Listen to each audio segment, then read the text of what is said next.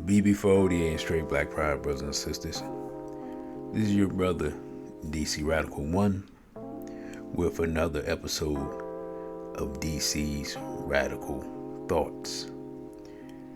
And the title of this episode will be Thinking Outside the Relationship Box, Part 1.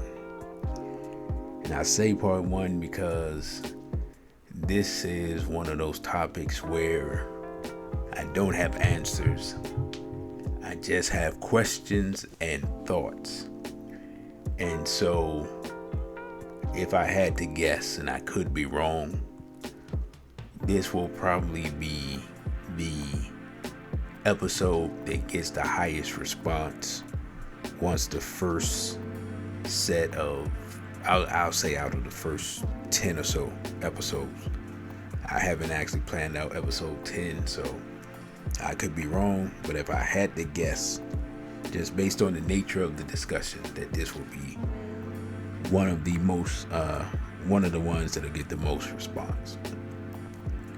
And so when I'm thinking about thinking outside the relationship box, one of my passions, if you will, over the last 10 years has been the desire to find a way to bring black people, especially conscious black people that are in the movement, together. One of the things that I noticed,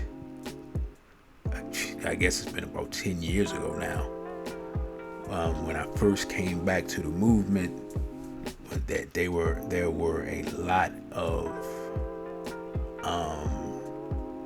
single people in the movement, and part of that was because there were a lot of newer people who had just come to consciousness and just becoming aware of themselves and just becoming aware of their blackness.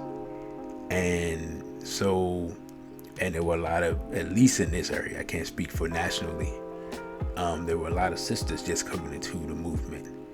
And so being inspired by other people, seeing other people do events based around black love and black men and women coming together, I really took where those people left off and began to do events, and we began to do singles mixers here. In fact, we had the last one we had was like literally right before the pandemic, literally right before they decided to shut the world down. And so, the pandemic and everything has changed the landscape. It made people weren't interacting as much in person. People were interacting more online. It seemed like the different dating apps became a thing. People seem to still be using those, and yet, for at least from my observation, and of course it's strictly anecdotal, there still doesn't seem to be a lot of the desired outcome from my perspective. The point or the end goal should be for those who claim to have some level of consciousness, regardless of the ideology that you espouse. All of the quote-unquote conscious ideologies that I'm aware of, the optimum goal is marriage between a black man and a black woman. Now, if somebody wants to dispute that, and they have some type of ideology that doesn't espouse that, you can let me know, and we can discuss it. But from my point of view, that's the ultimate goal: the bringing together the black man, the black woman, producing black children and having black families. That's been the goal of, it's been the unstated goal of most organizations that I've been aware of since I was a teenager. And so with that being said, and that being the goal, it seems, just from, again, observation based upon people I know and based upon the internet, that the goal is not being met. I've seen a lot. I've seen a lot of babies being born.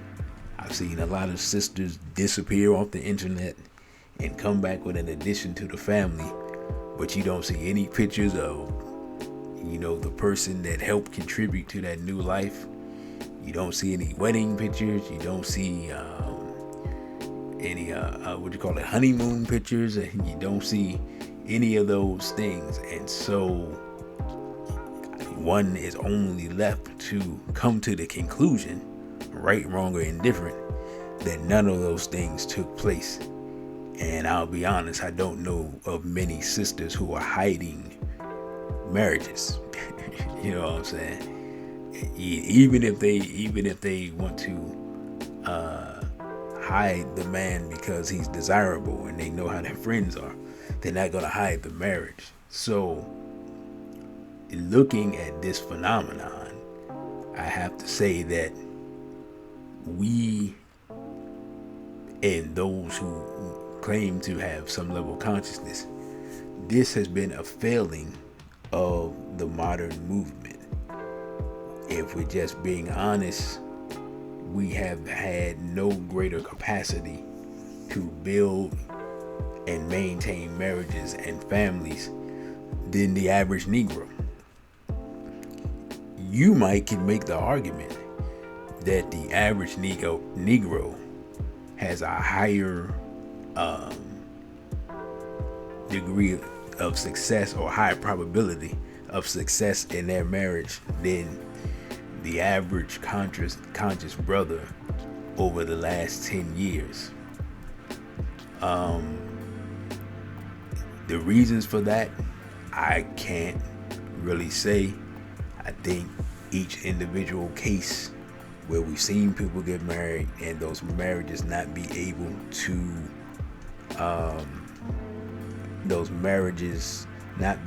continue, many times it seems like the brothers and sisters are just not in alignment as far as how much outside work the brother should be doing as far as in the community, and how much work they should be doing as far as on the family and on the marriage. Just as an observation, and I'm not saying this is in all cases, but it seems that there are times where brothers end up putting the marriage third at times. And there are times where the work is first, the children are second, and the marriage is third. And to be honest, having never been married, it's hard for me to say. I can only imagine how difficult it is to balance that. But the one thing I do know from being in relationships and dealing with women, you have to give the proper amount of attention, and you have to continue in a relationship. You have to continue to court your woman, because one thing is for sure: if your woman is attractive, if you're not trying to court her, if you're not macking on her, if you're not continuing to act as if you're competing for her affections, someone else is. The guy at the grocery store is. The guy at the gym is.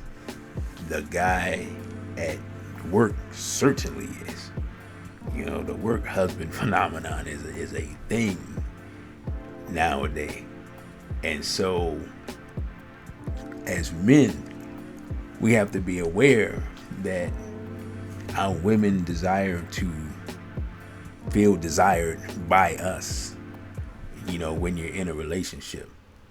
And so, dealing with women's emotions and the different things, moods that they go through, and things like that. That's just a thing that, we have to be aware of, even those in the struggle, and probably in fact those in the struggle more so, those who are doing the work more so, because generally there's more stress on our relationships than there would be for Negro relationships.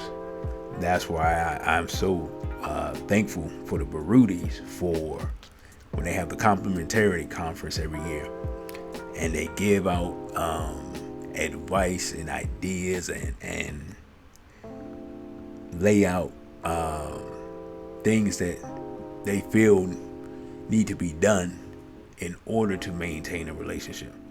One of the best areas of advice that that I felt they gave is basically, and I can't remember if it's annually or quarterly, but anyway, just take a break from the world to reconnect with your complement.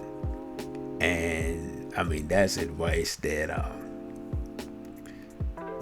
know people implementing that may have saved a few marriages. I'll just put it that way. But as I was thinking about this topic, one of the things I started doing is really thinking like how, beyond the fact of maintaining relationships, I don't even see people getting into a lot of long-term relationships, and I'm wondering if we're just going about the process the wrong way. Is there a new way for conscious people to get together? Like, we need some new strategies developed, in my opinion. There has to be something better than what's going on. Like I said, one of the things I'm just seeing too many recently. It's too many allegedly, I say allegedly, conscious sisters reproducing with just stone cold Negroes. I don't understand the phenomenon. I don't understand it in the context of, as long as I've been in the movement, there's always been more brothers than sisters. I don't understand how, as I spoke about before, the Assata Shakur quote that I spoke about in a previous episode, revolutionary woman can't have no reactionary man. So when I see this phenomenon, it is foreign to me, and it's not something that I really comprehend. If any sisters want to contribute or speak on why that is and why that's taking place, I'm all ears. I have no answers in that. So when it comes to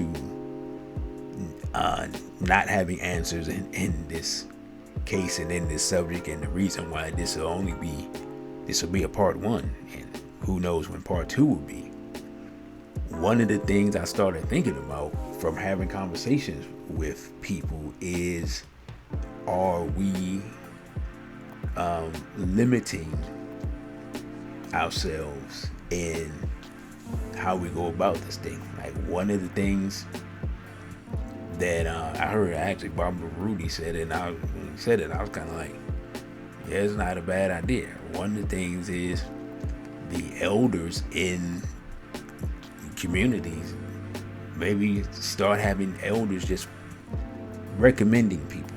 I wouldn't say putting people together, but recommending people. Have the elders, that know the people in the community, and have them try to match up two people that they think would be a good complementary couple. I mean, it can't be any worse than what we have right now. That's one of the things. And I don't know how many people would be amenable to that, or how successful that would be, but it's just a thought. It's something that I don't. If it's happening somewhere, I don't know where it's happening. At least in America. And so if it's not happening somewhere, then to me that would be something that should be put on the table. Another thing I was thinking about, I was talking with a brother, and the polygamy conversation pops up, and it's like this conversation keeps popping up. And as I said in the Ask DC episode where I covered it extensively, is for me right now, it's a good in theory question mark in practice type of thing. Just from my observation, I don't think, and I could be wrong, but I just don't think especially the men, are emotionally in tune enough and economically secure enough and spiritually mature enough to handle a polygamous situation, handle multiple wives. Again, it sounds good in theory, and I understand from some women's perspective why it is becoming a more attractive option, between the economic situation and the number of sisters who have children and don't have a father for their children. I can understand the appeal of that. It also gives sisters the opportunity to have access to a type of man and a level of man that they might not been able to have access to. Like, let's just be honest, in the modern context, there are women who are willing to share the best man, and in fact there are many women who are already sharing the best man, that the highest level man that they can get to, but they have no there's no structure to it, and there's no guarantees with it. So from that aspect, a very unregulated pseudo polygamy is taking place in the community already, as I said before. And to be honest, we got some of that going on with the sisters too. Sisters who have multiple men who serve different roles, almost like the old Spike Lee movie, She's Gotta Have It. Like, that's becoming more and more of a reality, but neither one of these type of situations have shown to be viable for long-term family building and long-term nation building. I haven't seen any examples, and of course it would be something that would have to take place over years before you determine if it's successful. Because if it doesn't benefit family building, and it doesn't benefit nation building, and it doesn't propagate proper child rearing, then it doesn't achieve the goal. It defeats the purpose. It's just putting a cute label on a bunch of fornication and debauchery. You know what I'm saying? So, I've even talked about internationalizing, for lack of a better word. I'll search, trying to connect, continental Africans with, Africans in America, and expanding that role, like Baba Cambone's son did.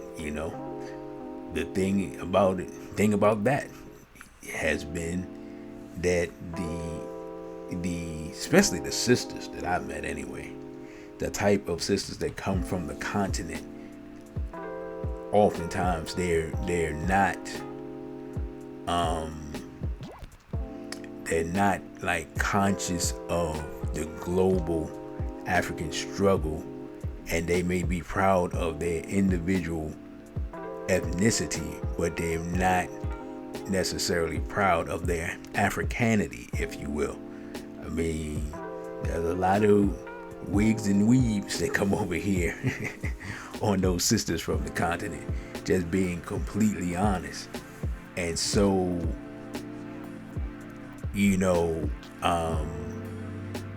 that's no more benefit to a brother than the average sister here.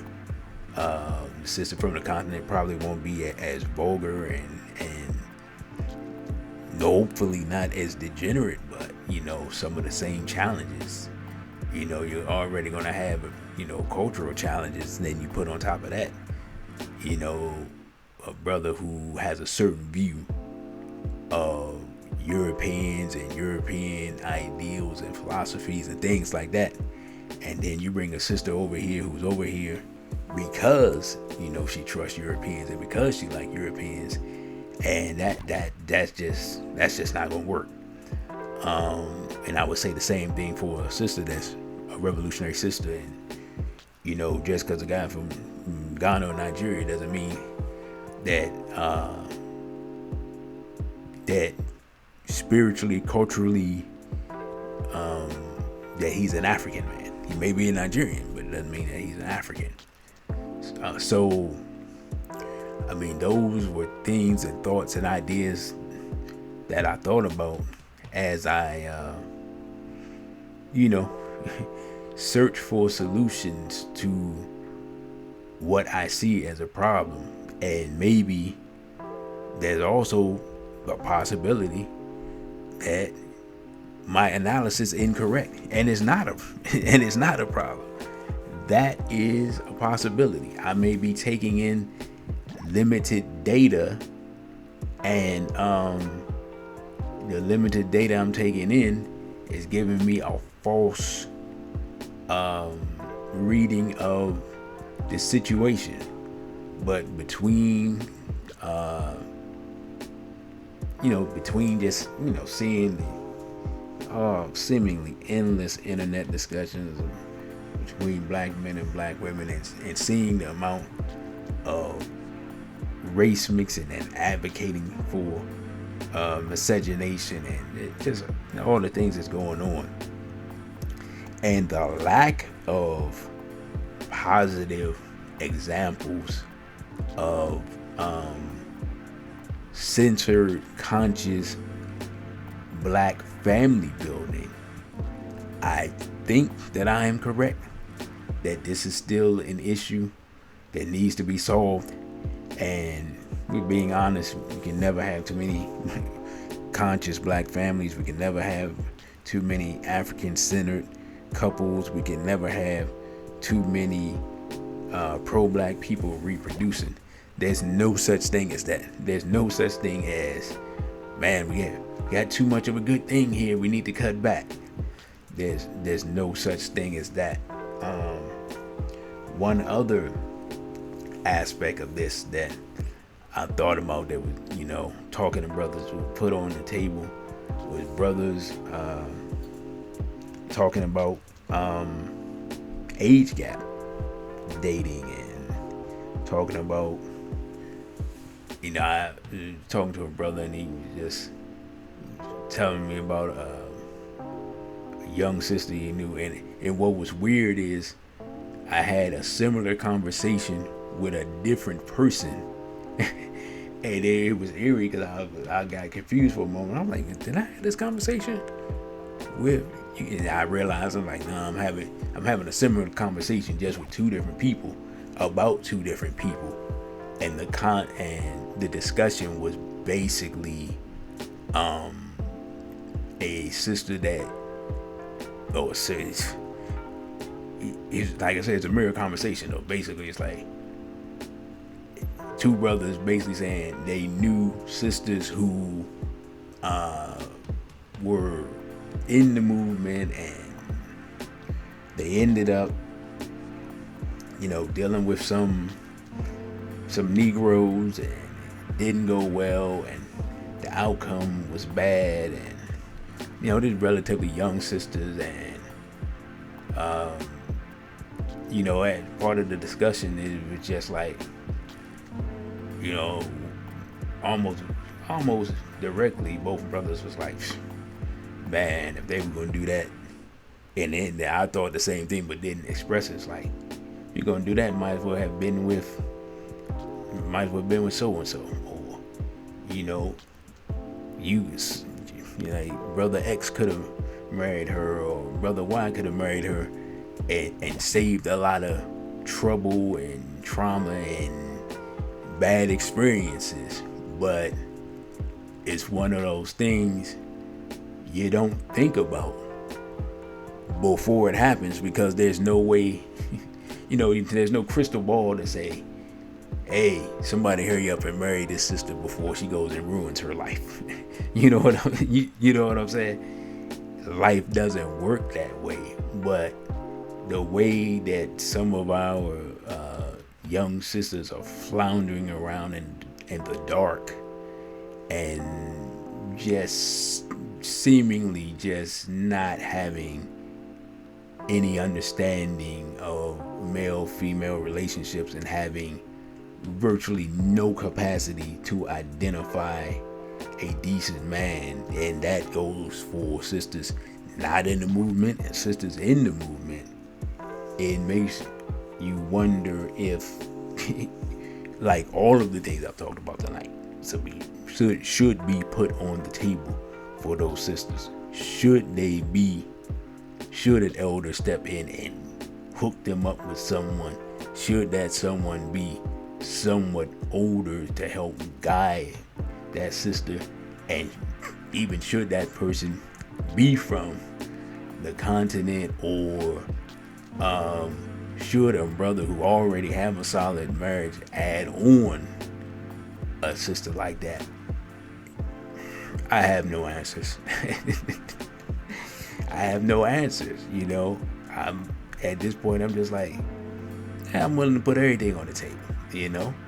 Let's go through the whole gamut of discussion and see for each individual situation, how can we maximize nation building? How can we try to emulate, for example, what Barbara Cambone has done and brothers like that? Because one of the things that I've seen, and just being honest, with each generation, from that generation that I would say from the guess up to maybe the 70s and 80s, seemingly at each generation the marriage rate goes down. And I'm talking about amongst conscious people. The marriage rate goes down, or the divorce rate goes up. The failure of marriages goes up. And realistically, our failure is mirroring the failure in the black community overall. And so there has to be some examination of why this is taking place and what we can do to reverse this trend and be an example for the greater community, that black men and black women can come together, can have families, can sustain families, and can build family over multiple generations, and be an example for the greater black community. If the people who claim to be pro-black and African-centered and straight black pride and black power and whatever else you want to say, if those people who believe in black love and black marriage and black family, if those people can't find a way to actuate that, can't find a way to be an example for that, can't find a way to make that a reality in their lives on a significant level where it's not an outlier, then the chances of convincing our people in this environment with the confusion that's going on in our community, the chances of convincing our people that this is what they should be doing is going to be extremely slim. So those are my thoughts on this subject. Like I said, this is probably a part 1.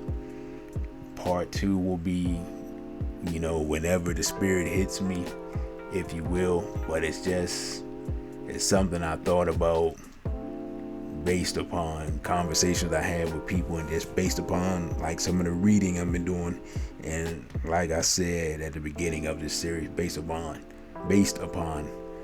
observations about what's going on in the world today, and going on, in the black community, going on amongst conscious black people.